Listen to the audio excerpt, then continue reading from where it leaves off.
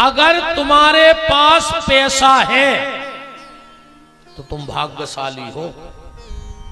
भाग्यशालियों के संपत्ति रहते, सबको जायदाद नहीं मिले। अगर तुम्हारे पास पैसा है तो तुम भाग्यशाली हो, और पैसा के संग कहूं स्वस्थ है तो तुम परम भाग्यशाली हो। कई बार आदमों को पैसा तो मुझको रहते, पर डॉक्टर ने कह दी मार जाओ, कहूं तेल को बूंदा गले के भीतर सरक गाओ। तुम्हारे क्षेत्र में कई धनाढ़ पड़े हुए, उनको खुद पता नहीं होती कि हमारा जायदाद कितनी है। मनो डॉक्टर ने कह दी कि मार जाओ, मूंग की दाल कपड़ा में निचो के पीने हैं, क्या डरे हुए। तो तुमसे अच्छा तो तुम्हारा ड्राइवर कहा नहीं। ड्राइवर ने ढाबा पे लगाई गाड़ी, 18 तंदूरी खाई, पैसा दाए मालक ने। और जब मालक को नंबर आओ सो मूंग की दाल निचो के चम्मच से पी रहा है। अब बताओ सुखी ड्राइवर है कि मालक? ऐसी जायदाद को का कारण बताओ। अगर तुम्हारे पास पैसा है तो तुम भाग्यशाली हो। पैसा के संगे अगर स्वस्थ है तो तुम परम भाग्यशाली हो। और पैसा और स्वस्थ के साथ अगर धर्म कर्म से जुड़े हो तो फिर तुमसे बड़ो भाग्यशाली दुनिया में कोई ने कहा। सबसे बड़े, फिर तुमसे ज्यादा भागपुरुषी दुनिया में कोई ने कहा। अगर धर्म से जुड़े हो तो, भजन से जुड़े हो तो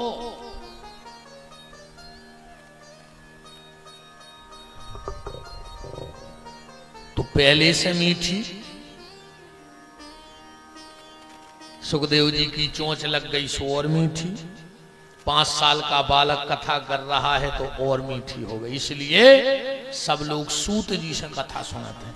अब एक संशय जो भी उठे कि ये 5 साल के कैसे हैं, 5 साल के कैसे हैं।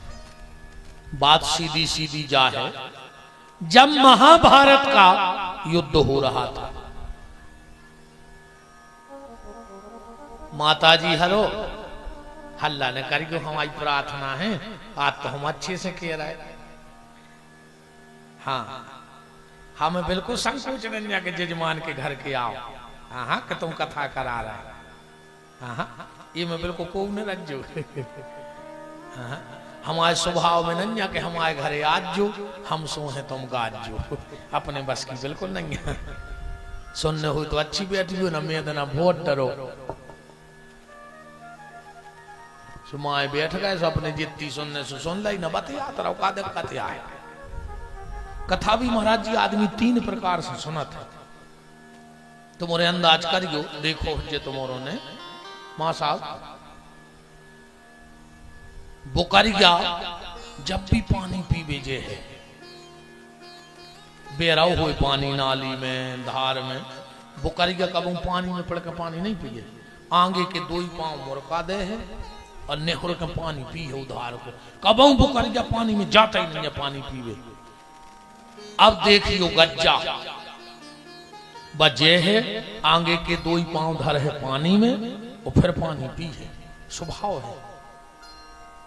कबू बाहर पांव धर के पानी ने पीवे, पानी 2 पांव पेलबा पानी में धर है। बुकरिया पांव टेढ़े करके पानी पिया, गज्जा 2 पांव पानी में धर के पानी पिया। और भैंस सबसे पहले पानी में पड़े है, वो मचे है। को के काम को न बचन नहीं। ऐसे 3 प्रकार के होते हैं श्रोता। कछु बुकरियों घाई दूर बैठे सुन रहे, आनंद ले रहे हैं। कछु गइयों घाई आ गए के पानी में है तई बैठ के। कछु भैंसों घाई ऐसी मचे हैं ने बगल वाय को सुनंदे और न खुद सुने। अब कल से देख लीजिए वृंदावन बिहारी लाल की जय। राम तो आज महंत जी बैठे सोमचे माने हैं, हम बताए हैं कल से। नहीं इतनी अच्छी नहीं बोला था, तुम बेदैया गए मां साहब। हाँ बिल्कुल बेदैया गए, हमसे तो आदमी बेदैया जात कथा में मुश्किल से कटने 7 दिन। कहा हमें कौन को सकोचिया है, हमें तो बिल्कुल सांची कहने और मना ले महंत जी को कि हमारी कथा करवा दे।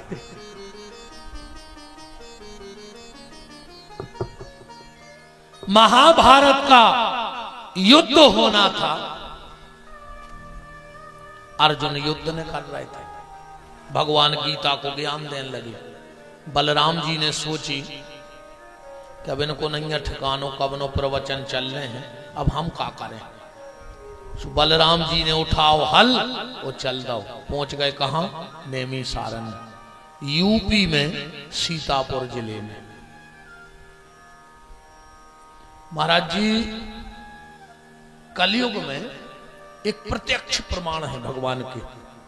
नेमी सारण से 20 किलोमीटर 18 किलोमीटर रुद्रावर्त कुंड है एक, आदि मंच मान ले, गोमती नदी में आदि मंच मान ले, आदि तो ज्यादा हो रही, 2 तक इतने कुंड बनो है महाराज जी।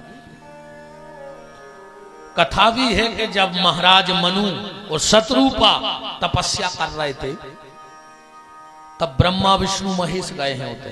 रामायण में लिखो है, विधि हरिहर तप देख अपारा और मनु समीप गए बहु बारा। पर मनु महाराज ने समाधि नहीं खोली तो शंकर जी उतनी छुप के बैठ गए गोमती नदी में। को ने शंकर जी से कही कि घरे चलो, जब भी अपनी नहीं सुन रहे, अपन से कछु नहीं चाहने तो अब घरे चलो। शंकर जी बोले अब तुम नहीं समझ रहे,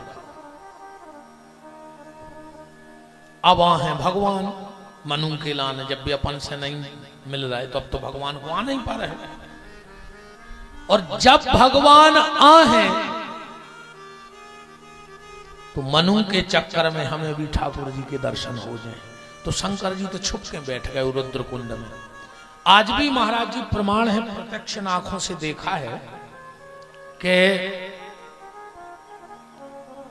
आप दूध चढ़ाओगे उस कुंड में, महाराज जी सीधी धार जो है जहां तक देखे बिल्कुल सूजी घाई उतर जाए वो दूध, फैल है न पानी में। बेलपत्री डार हो बिल्कुल सीधी चली जे बाण घाई। मौसमी फल वहां मिलते हैं, तुम एक टुकनिया फल लेके कुंड में डाल दे और हाथ जोड़ के मांगियो कि भोलेनाथ प्रसाद दो। अगर वो में से वापस लौट हैं तो उतना ही फल लौट हैं जितने लोग तुम हो, वो ने लौट तो फिर एक ने लौट।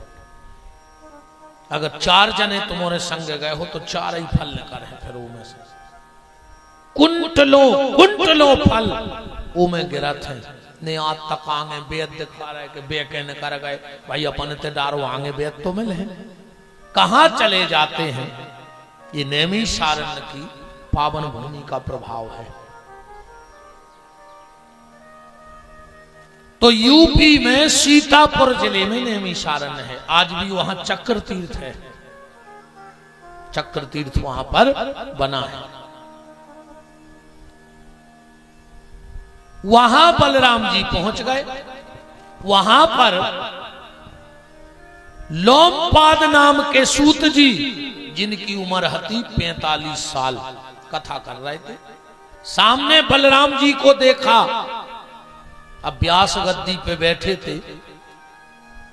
लोमपाद जी ने विचार करो कि अगर उठ के प्रणाम कर रहे तो व्यास गद्दी की मर्यादा गई, और नहीं कर रहा है तो जी भगवान के बड़े भज्जा आए, क्रोध ही अलग है।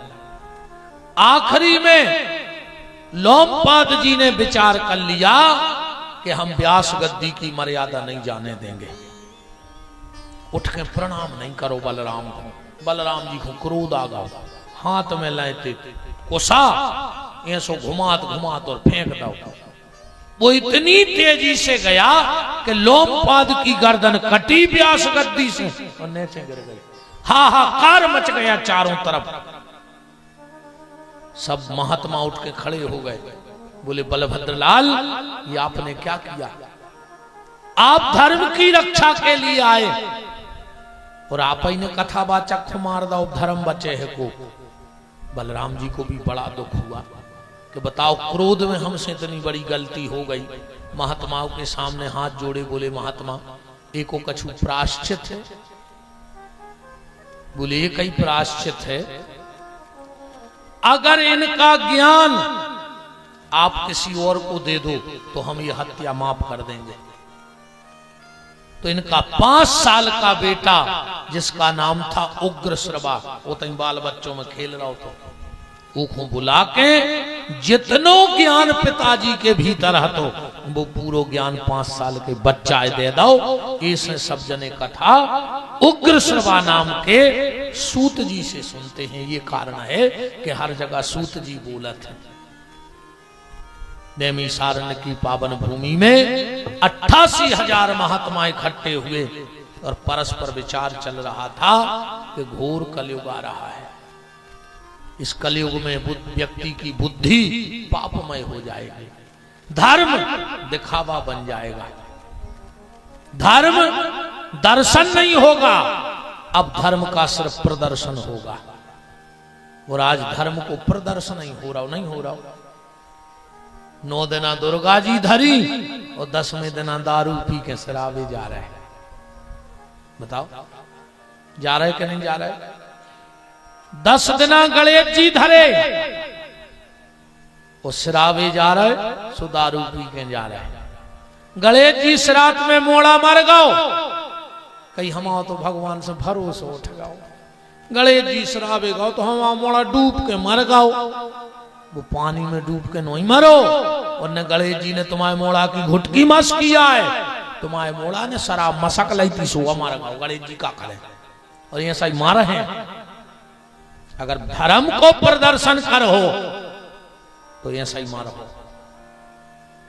बताओ 10 दिन दुर्गा जी की पूजा, फिर दारू पी रहे। धर्म दर्शन हो, हमारा धर्म प्रदर्शन ना हो, पर आज प्रदर्शन ज्यादा है। महात्मा बैठे बैठे चिंता कर रहे हैं कि आखिर होगा क्या, के भगवंत कथा न रुचेगी जिन्हें, नहीं शास्त्र की बात पे ध्यान धरेंगे, पढ़ के अंग्रेजी कहाएंगे साहब, होटल में मदपान करेंगे। अबलातन देख जवान सभी, निज मात पिता को नाही चाहेंगे। कलयुग में हर व्यक्ति परेशान है, को तन दुखी, को मन दुखी, को धन बिन राहत उदास, और थोड़े थोड़े सब दुखी, सुखी हरि के दास। सिर्फ भजन करने वाला प्रसन्न है, बाकी तो सब रो रहे हैं बैठ के। देखो भैया एक बात बताएं, तुम्हारा जन्म भाव है, ठीक, अब तुम पैसा कमा पाओ चाहे नहीं कमा पाओ, ये की कोई गारंटी नहीं है कि तुम आदमी बने हो सो पैसा कमाई ले हो, कि है कछु गारंटी? कोई गारंटी नहीं। तुम्हारा मनुष्य का जन्म हुआ, तुम पढ़ लिख पाओ चाहे ना पढ़ लिख पाओ, एक ही कोई गारंटी नहीं है कि तुम मनुष्य बने सो पढ़ाई जे हो। तुम्हारा मनुष्य को जन्म भाव जरूरी नहीं कि तुम नाव कमा पे हो कि नहीं कमा पे हो। तुम्हारा मनुष्य को जन्म भाव जरूरी नहीं कि तुम्हारा ब्याह होजे के नहीं होजे। जरूरी है कि मनुष्य बन गए सो ब्याह हो ही जे। तुम्हारा मनुष्य को जन्म भाव जरूरी नहीं कि शादी हो गई तो बाल बच्चे हुए के नहीं हुए, या कोई गारंटी नहीं ले सकत को। जन्म हुआ पढ़ पाओगे नहीं पढ़ पाओगे कोई जरूरी नहीं, जन्म हुआ पैसा कमा पाओगे चाहे नहीं कमा पाओगे कोई जरूरी नहीं, जन्म हुआ नाम कमा पाओगे कि नहीं कमा पाओगे कोई जरूरी नहीं, जन्म मिला शादी हुई है कि नहीं हुई है कोई जरूरी। और अपनी तो ठीक है रे, भारत में कई स्टेट के मुख्यमंत्रियों के ब्याह नहीं भाई, क्यों प्रधानमंत्रियों के ब्याह नहीं भाई, अब अपनी तो छोड़ आई है। जब इतने बड़े आदमों की नहीं भाई तो अपनी का गारंटी है। पर एक चीज की गारंटी है, अगर मनुष्य का जन्म मिला है तो ये 1000% गारंटी है कि तुम मरो जरूर, कि नहीं मरो। ऐसा दुनिया में कोई वकील है जो मौत की अदालत से मौत पे स्टे लगा सके? है कौन ऐसा वकील? कोई ऐसा डॉक्टर है जो अपनी दवाई से मौत को लौटा सके? दुनिया का कोई ऐसा गामा पहलवान है जो मौत से दो दो हाथ लड़ सके? है कौन अनुभव है सो पहलवान जो मौत से कुश्ती लड़ ले गए? भैया मौत आएगी, ये गारंटी है। आप मौत की तैयारी करो। अपन जन्मदिन की तैयारी कर रहे हैं, नहीं है? जन्मदिन खूब मनाए जा रहे हैं। मरण दिन मनाओ जज्जे, मरण दिन की सीताराम, मरण दिन की तैयारी करो, जन्मदिन की तैयारी से कुछ नहीं होना। और जो दिन जन्मदिन मनाओ जात, शुद्ध झूठी बोलत आदमी जन्मदिन में का कहते हैं? तुम जियो हजारों साल, आज तक जियो को 1000 साल। बताओ तुम्हारे बटिया गढ़ तहसील में आज तक 1000 साल जिगो को? जब शुद्ध झूठी आए कि तुम जिगो हजारों साल, और अंगली झूठ तो ऐसी कि झूठी भी शर्मा जाए कि तुम जियो हजारों साल, साल के दिन हो कई हजार। 365 से ज्यादा साल के दिन को कर सका? तुम घरे या बना रहे कैलेंडर कि साल के दिन हो कई हजार, हो सकते हैं साल में कई हजार दिन। प्यारे, मौत की तैयारी करो, उस परमात्मा के पास जाना है। अब उसकी फिक्र करो, जिंदगी की चिंता छोड़ दो। उनने जिंदगी तुम्हारे उस बदल है। अच्छा बताओ, तुम्हारे हिसाब से जात मिली का? तुम्हारे हिसाब से गांव मिलो? तुम भगवान से कहते हो ना हम तो दिल्ली में जन्म ले हैं, हम नहीं जा रहे लुकान बकान में।